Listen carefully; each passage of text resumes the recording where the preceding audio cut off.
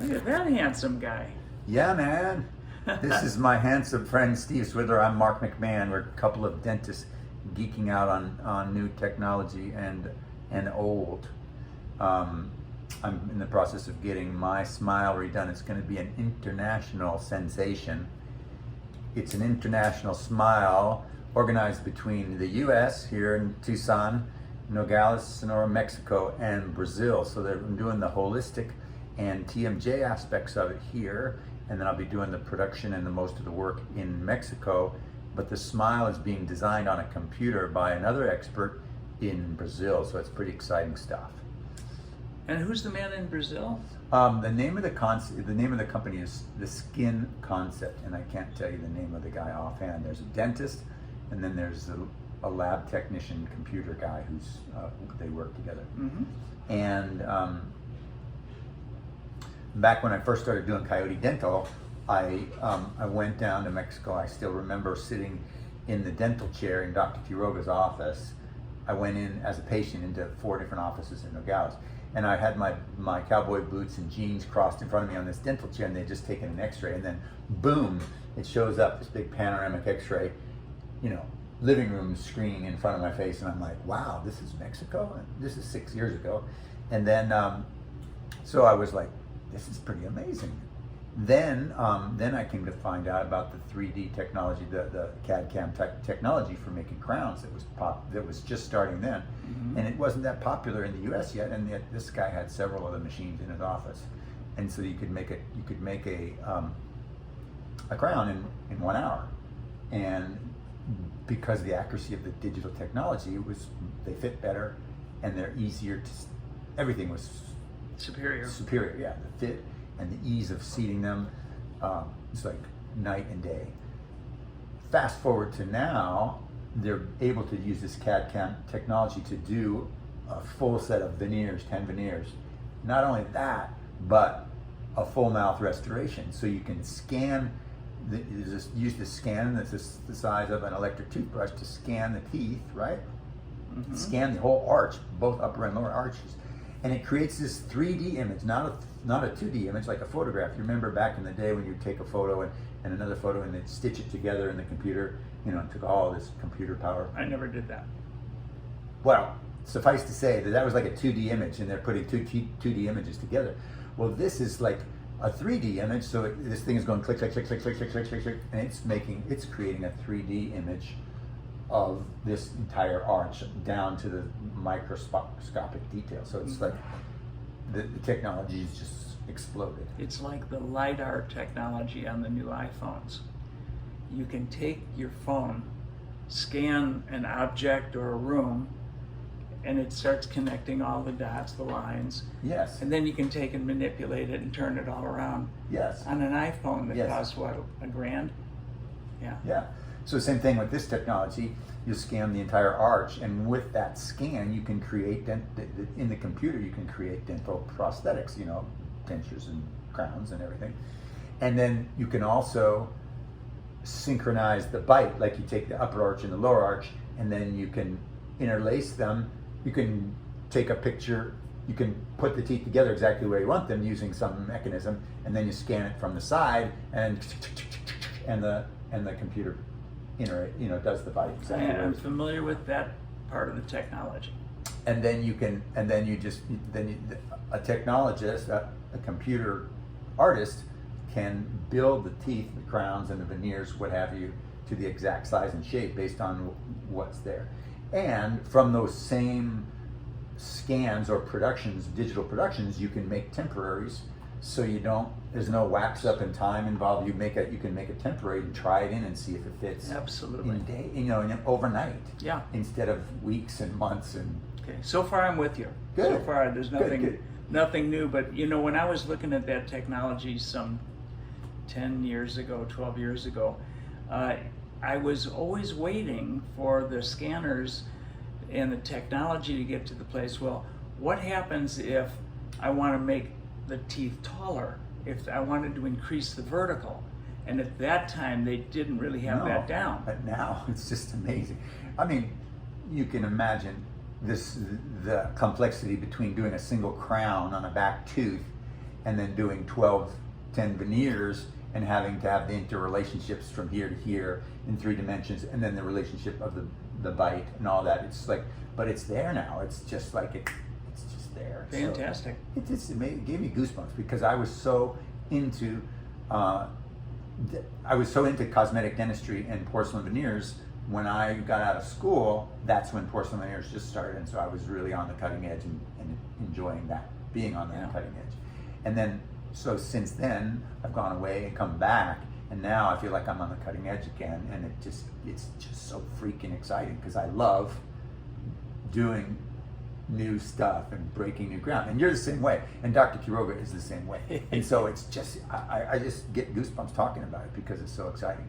And the other thing that the technology does is they can model the texture of the porcelain and the anatomy of the porcelain from another case, and you can take it and you can put it on. So the aesthetics are, you get good templated form. Brilliant. You can say, I want this kind of stippling, or I want this kind of wave, and it just automatically. Fantastic. It's phenomenal. It's just, I mean, we're a couple of dentists geeking out. Not too many people would appreciate all these.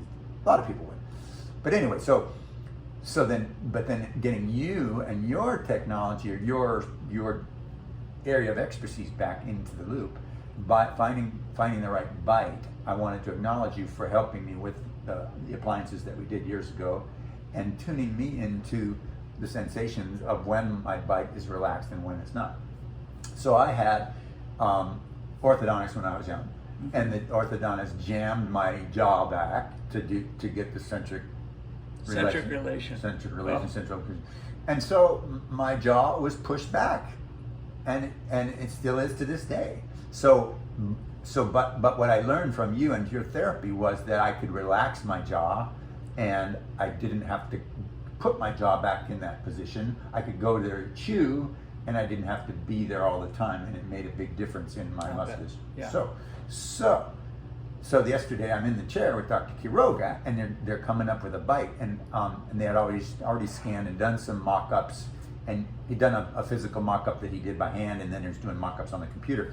And so they wanted to come up with a bite to see how much, because I'm going to have to open up my bite a few millimeters. And so they're trying to figure out where they wanted to get my bite.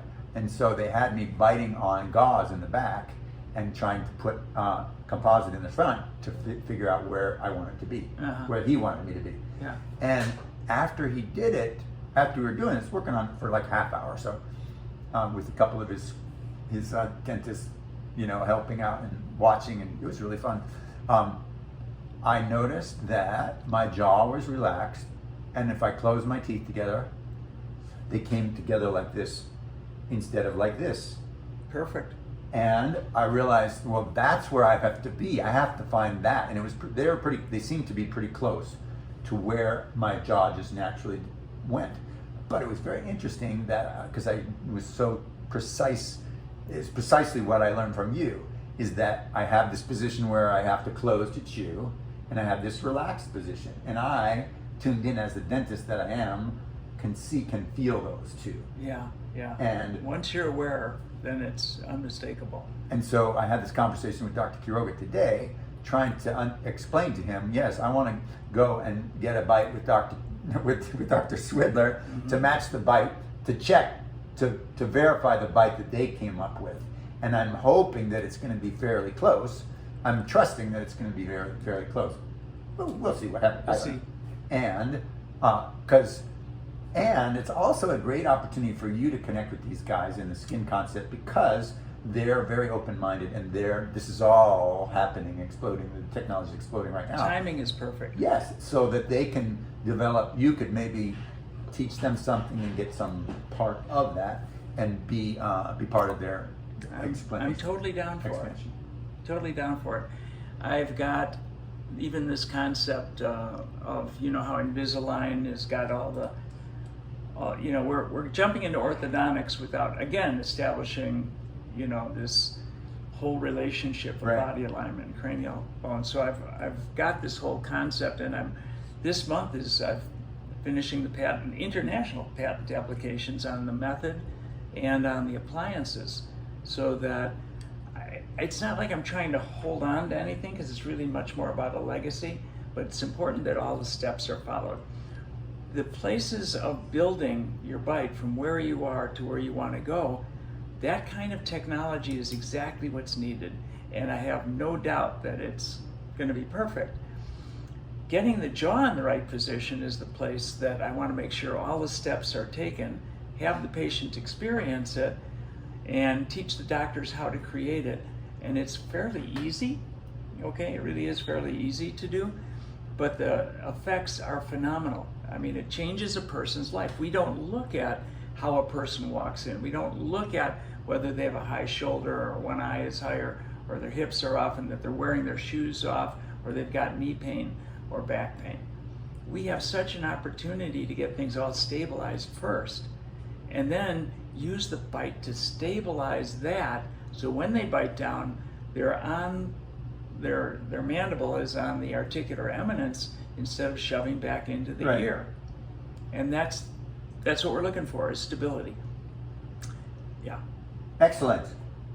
So let's go on to part 2. Okay. Consider that like a chapter there. I want to talk a little bit about some body work that I had and an injury that I had, and talk to you a little bit about craniosacral and just body work and just sort of the intersection between spiritual growth, body work, and dentistry.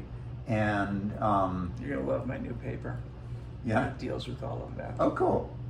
See, I had an injury about a year ago, and I jumped up to do a pull-up, and the bars were like slanted and pretty far apart, and I grabbed it, and I felt something tear, some injury in my shoulder, behind my shoulder blade, like inside there, and I knew I hurt it, but it wasn't terrible, and then it would get a little better, and then it would stay the same, still not completely healed, and then it would get worse, and then get better and get worse. And finally, when I was up in Canada a few months ago, I decided I wanted to get to the root of it and get it freaking taken care of, because it did limit my range of motion with my right shoulder Sure. and my right arm. And so I went to a physical therapist and a massage therapist in Canada. I was there with my sisters, and they lived in this tiny town, and there's this hospital. She passed away, and I was actually living in the hospital. I was not laughing about my sister's death. I'm just laughing at the small town. I was living in the hospital, so I had the physical therapist available and a massage therapist available very close by, and I decided I was going to avail myself and get this thing taken care of because I had time on my hands. And I did. And what happened was they were able to get me to tune in to the spot where the injury was. And I was using tennis balls and softballs and hard balls and door jam to get into those spots and loosen it up and reach those spots. And then with the help of the 2 therapists, it got better. And then I couldn't do, but I love swimming and I love doing butterfly, and I was not able to do it. And then finally, after I worked with them and I got tuned in where it was, I started working at home with the balls on my back and my shoulders and different parts underneath the scapula. A period of weeks, and it was like, oh my God, I'm like 90-some%. Could you do the butterfly? I can. I'm doing it all the time now. Great. And so I was really worried that I was never going to get that handled. Like I was like destined to be a cripple. Yeah. I mean, I am I'm now 65. I'm now the wounded wildebeest. You're kidding. I'm 65, and I was like, You don't look 65. I was really worried that I was never going to get better. I was just going to have to live with it. And so anyway, but now I'm realizing that there's still something deeper in there, and it's probably connected to, it's definitely connected to the atlas back here. I've noticed that I'm releasing some tension here with continuing on the same therapy that I did for that one injury. I'm going further for more relaxation, and there's tension there. In other words, so my shoulder is like 95-97% healed, but there is still a little bit in there, and that was probably there. It was I'm asserting or assuming that it was there before I had the injury. In other words, because I had a limited range of motion or the tension or the tightness, that's why I was injured, was because there was an underlying issue there. Right. Now I'm glad that you can understand this. I can't explain this to too many people, Todd. Oh, I totally get it. I know you do, but But even a regular healthcare practitioner who's not tuned into massage and body work and therapy might be hard to explain. It is. I mean, I went to the physical therapist today because I had a labral fraying about 6 years ago coming out of CrossFit. It's not like I hurt myself. I just sat down and got this sharp pain. And they don't understand it from a whole integrated tensegrity model. They'll say, I even went to the orthopedist, they said, what part do you need us to see? What part can we cut on and slice? So what, my knee, my hip, my shoulder. I said, well, and I specifically chose a guy who was trained osteopathically. I said, I chose you because you can do manual medicine. Oh, I haven't done that in 16 months. He's in the mill, not in healthcare, in crisis care. In the insurance industry? In the insurance industry. It's misnamed healthcare. It really isn't. It's crisis care. We need it sometimes, right? So I went to the physical therapist, and I'm starting to, and he's a doctor. He's a PhD in physical therapy. And they really are not trained in those concepts of how the fascia all interrelates and it glides past each other. And that if you're injured, there's a twist in the fascia limiting the range of motion. You release that and you can move where you want to move. And so the paper is really kind of a breakthrough deal because it's going to explain a lot of these things. And a lot of TMJ work has been considered, well, we couldn't find the relationship, even though Costin in the 30s and other people really got that posture was somehow affected with the jaw. We as dentists, as the profession, didn't want to think about our liability if we... Having to take all that into consideration. Yeah, oh my God, yeah. Yeah, because then it makes the whole... Orthodontics changes the bite permanently. Dr. Butler, God bless his soul. Yeah. So clear to me now. Now it is. So we really talk about that in the paper, what historically has happened and what we were missing and what we didn't see. And it is all backed up, solid science. You know, we'll probably have somewhere between 80 and 100 references that just show exactly why and how this is happening. And my belief is, if people could just stand on my shoulders, I'm happy to teach what I know. I'm not trying to see patients, but I'd rather see patients with doctors so I can bring them up into using those skill sets and just certify them so they have all the skill levels, you know. Well, I'm very curious to know about how this will interact with this new technology and these people in Brazil and how they have the ability to play around with the bite on a digital level that you never got to do or anybody got to do. No. So they have the ability to try things out. Perfect. And I am clear that I kind of know where my bite needs to go. I know where it doesn't want to be. And so I'm wondering how much of that technology can be taught to a simplified way, can be taught to a dentist that can interact with this technology. So let me give you one basic dental concept. The body is the articulator. We thought the articulator was simulating this and highly precise, the nathologists and all the fully adjustable articulators. It doesn't even tell you if both temporal bones are moving at the same time. If the temporal bones are not moving at the same time and one side is restricted, it changes the angle of how the jaw functions and how you wear your teeth, okay? And if the temporal bones aren't moving, according to cranial osteopathy, the primary diaphragm is here, the secondary is here, and the third diaphragm is the pelvic diaphragm. If they aren't all coordinated, they're moving in opposite directions.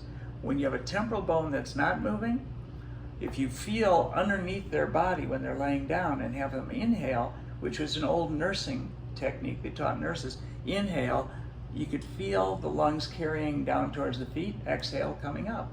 When you have a locked temporal bone, you're moving in reverse. So is this important to pulmonologists? Absolutely. If the jaw is off and impinging, you know, the inside of the glenite fossa is only 1.33 inches from the condyles that the head rests on C1. If the jaw is off, you're going to find C1 is off, the occipital condyle is off on one side, and there's an impingement on the vagus nerve, which is parasympathetic to the heart, breathing, and digestion. Goes all the way down. Kind of important, right? And we're building bites all the time without even evaluating that. We're changing people's lives. So what are the implications for mail order orthodontics? I mean, like I Okay, said, you're asking such a good question, because I hope to, after the paper is out there, tune into, like for instance, think about Invisalign. yes, They're in-house, you know, they're in, they do they're mail still, order, or do they not do? I have no idea, but the mail order versions came later. They had to deal with their competition. They were losing work, but all of them are off if they're not thinking about aligning the TMJ first and then doing it. So it brings it back into the dentist's expertise, which really is where it needs to be, I think. You can't have somebody at home thinking, well, they can make a bite. I might even be able to bite forward, but that's not what they're about. And this gives all the professionals of an integrative team, your massage therapist, your physical therapist, your cranial osteopath, all of these people can now work together. And what's the bottom line? When we're all done with you today, Mark, we're going to see what hip is higher than the other. If it's not, we can have you bite on a gauze on either side and see which side levels it, okay? And you could cut a real thin piece of gauze, put it just under the occlusal surface of the appliance. Hips are level, we send you to the dentist, they can adjust the opposite side, which is the one that's high, okay? So this is spectacularly exciting. What you're bringing is, I get it, I see the big view, and what we've been missing up to now is the foundation, the understanding of how the body works. Also, TMJ, since they couldn't find physical relationships to occlusion and posture, which many people had a vested interest in not seeing, so it was discredited, because otherwise, what's our liability as dentists if somebody's not feeling as well, right? Well, it turns out that the idea of having this whole alignment done first became TMJ is now caused more by psychosocial issues. A person who's under stress. They're in a liminal state of health. They don't lose days off. They just lose productivity because they're there but can't really function real well. They have brain fog. They're dealing with some degree of pain. And so their zone of adaptability, instead of being like this, maybe like this. And then if there's more stresses, it keeps decreasing. But it's funny because the symptoms they're dealing with, and there's a lot of comorbid conditions that are associated with it, which we point out in the paper, as soon as they get their zone of tolerance up again, they say, I'm fine, it's not bothering me. But they're still just south of the movable scale to where symptoms show up. Okay, so the more you increase your zone of adaptability, good rest, you know, all the things that we do for ourselves, no, that my hip doesn't bother me, your shoulder doesn't bother you. And so the body has more energy to do its own healing processes. Absolutely. And you're in a state of higher function and wellness. Yeah. As a matter of fact, because 40% of all of our body's nerves are located in this area, if your jaw is off and too far positioned backwards and throwing things off, it's like the tuner on an old car radio. You're half a station off. So there's static, neurologic static through the whole body to all the organs, to all the muscle groups, everything. And everything is so busy. The energy has to be used to be compensating for a structure that's off. That's what's eating up the energy.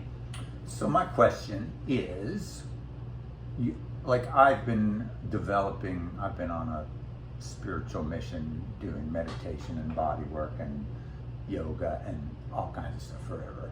And lately I've been getting pretty deep into some stuff and releasing a lot of tension and consciously focusing on this stuff. So your stuff was a definite step in that path, but there's been so many other steps. Mm-hmm. So how do you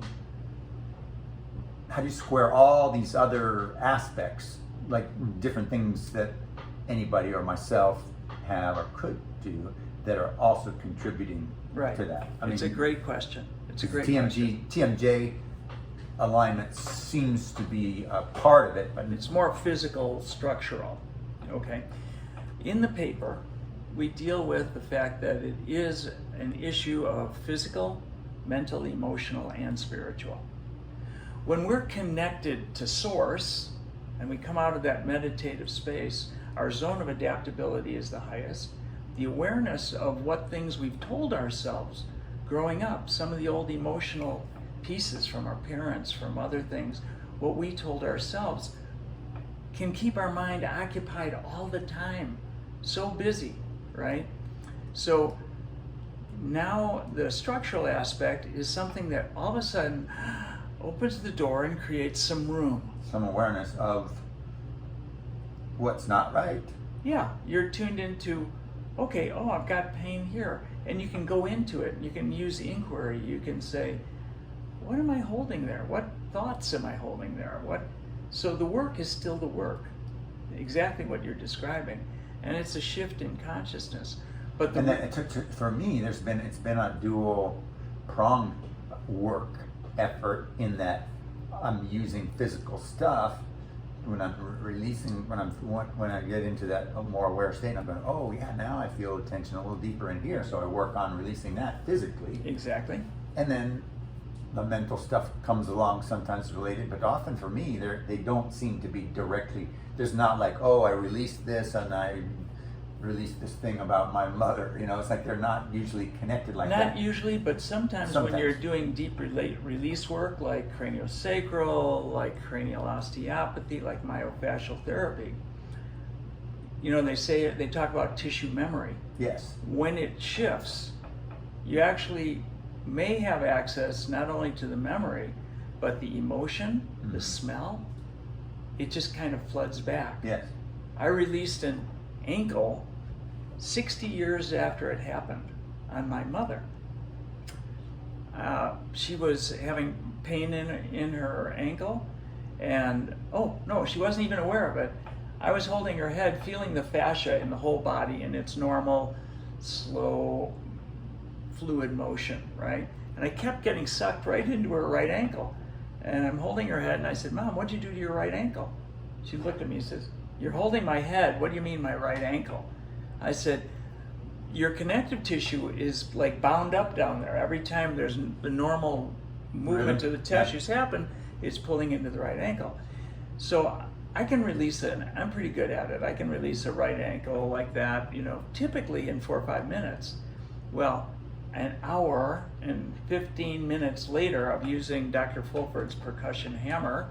I didn't have the percussion table at the time. Well, anyhow. What happened was, I could feel it unwind. I said, it's just about to release. And it released, and she says, I remember. I was 11 years old. We were playing street hockey in Chicago on the south side. And that Ellen so-and-so was so unfair, because my mom was always trying to be as good as the boys, right? And here's a girl who hooks her on her ankle. She injures her ankle, but mortified by the fact that she was embarrassed that she didn't make the goal. All that surfaced, and then she said to me, that's interesting. I said, what? She says, I can feel the bottom of my foot. I said, you haven't felt the bottom of your foot? She says, no, it's been numb since I was a teenager. I said, really? Yeah, they wanted to do exploratory surgery to see what it may be like, but I never went that route. We released the trauma, which released the whole pattern having to do it. Now that's a primary pattern. That may not happen in more superficial patterns, but when you really hit a primary pattern, it's a little bit more common to have the memory.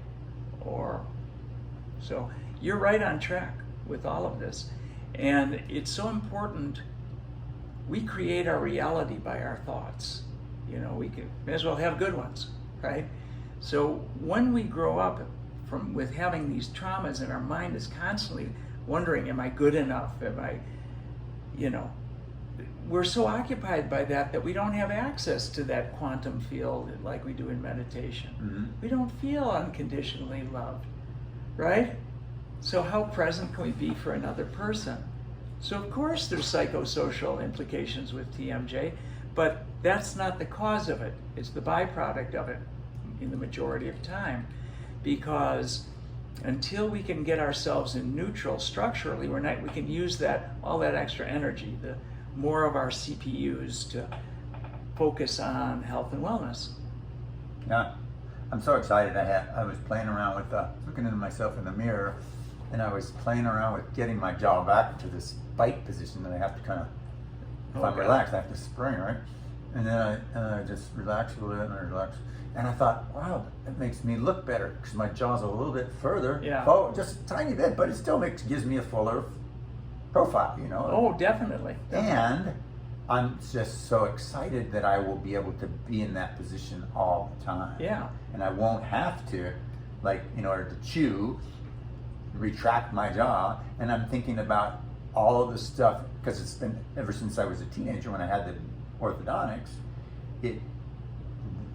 that stress of pulling my jaw back has been there. Huge. And like, I have a feeling that some amazing stuff is going to fall out of this. Right. Because of the fact that I've been working hard on releasing this stuff, this damage to my shoulder, the injury that I had to my shoulder, and I can just feel the progress. Yes, I think that the foundation is the key. The technology that you have, and Dr. Quiroga works with, and people from Brazil, I think that's so exciting. I can't wait to learn about it. And the technology is going to be based either using the jaw and head and neck as the articulator or the whole body. And if we go to the whole body as the articulator, we can achieve a neutral in a relatively, maybe 4 or 5 months, like we did working with your appliances. We can get that position, and I think it could be done faster with this. It can. With this technology. It can, but here's the cautionary phrase. They say it takes a month to release each year that you've lived with the condition. What happened with me is I got into this wonderful position, and all the lights went on, everything felt good, but then the body keeps changing. Yes. Right? Oh, now the shoulder drops. Oh, now my vision is different, right? And we're using vision therapy because if we're used to looking at the horizon and we've got poor posture, we're doing it within a head forward position, which we dentists are famous for, okay? And where we are, if there's a slight tilt to our neck, that's become normal. That's how we look at things. So as we're going through the jaw, we work with things like getting the vision, getting the posture. I came up with the acronym AWIN, which is abs, heart, wings, and neck. And my bite, if I'm collapsed, head forward position, kind of meets okay. But if I go in and I engage my abs about 15%, just like, okay, I'm gonna have good posture. H, heart, the heart floating up and slightly in front of me. Yes. The wings slightly back, not jamming my, scapula together, but just slightly. And then N is the neck, and my neck is going back towards the wall behind me. So I want you to feel this, and maybe for the sake of this, I'll turn sideways.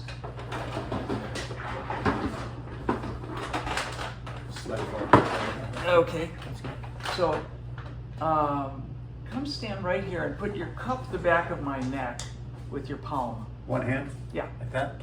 Yeah, not with the thumb so much. Okay, just the whole palm. Good. Okay. Okay, use about 1/10 that amount of pressure. There you go. Okay, so if I'm like this and I'm working and I'm doing all this, I end up in the head forward position. My front is collapsed like a C-shaped curve. So now I'm going to go through AWIN, and I'm going to engage my abs. I'm going to let my heart stretch up out of the connective tissue to my hips. I'm going to bring my wings back, and then finally I'm going to lengthen my neck, which drops my head forward. Okay? that is a good body use. Yeah. Go ahead.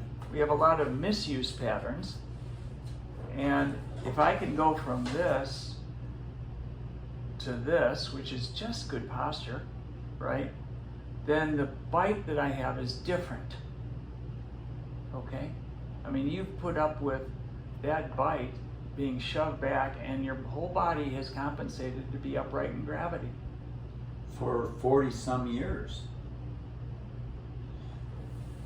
Yeah, I'm excited because I have had, I've been focusing on my fitness and my posture, and I'm seeing all these wins and gains that I'm having as a 65-year-old, and I'm very excited about.